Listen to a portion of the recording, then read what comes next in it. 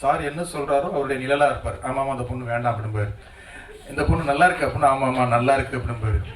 ஓ ஏன்னா அந்த கேரளா கேரக்டருக்கு வந்து அது அவ்வளவு அழகாக இருக்குது, அவ்வளோ ரசித்து எடுத்துகிட்டு 2 நாளில் வேண்டான்னு சொல்கிறாரு அப்படின்னு நான் சண்டை போடுறேன். நீ வேலையை விட்டு போ அப்படின்ட்டாரு. ஓகே நான் போகிறேன்னு சொல்லிட்டு போயிட்டேன்.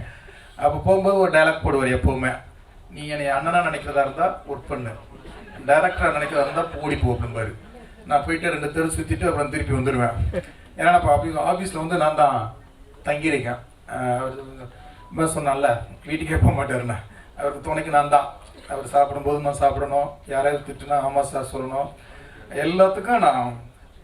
ஆனால் எனக்கு ஒரு பெரிய ஒரு எக்ஸ்பீரியன்ஸ் அது அந்த இது வந்து. ஏன்னா அவருடைய கோபம், வருத்தம், சந்தோஷம், துக்கம் எல்லாத்தையுமே வந்து ஜெகனண்ணன் வந்து அதே மாதிரி அதிகமாக திட்டு நான் தான் வாங்கியிருக்கேன். அதிகம் ஜெகனண்ணனுக்கு அடுத்து நான் சொல்லலாம். ஏன்னா ஜெகனண்ணனுடைய ஜெர்னி பெரிய ஜெர்னி.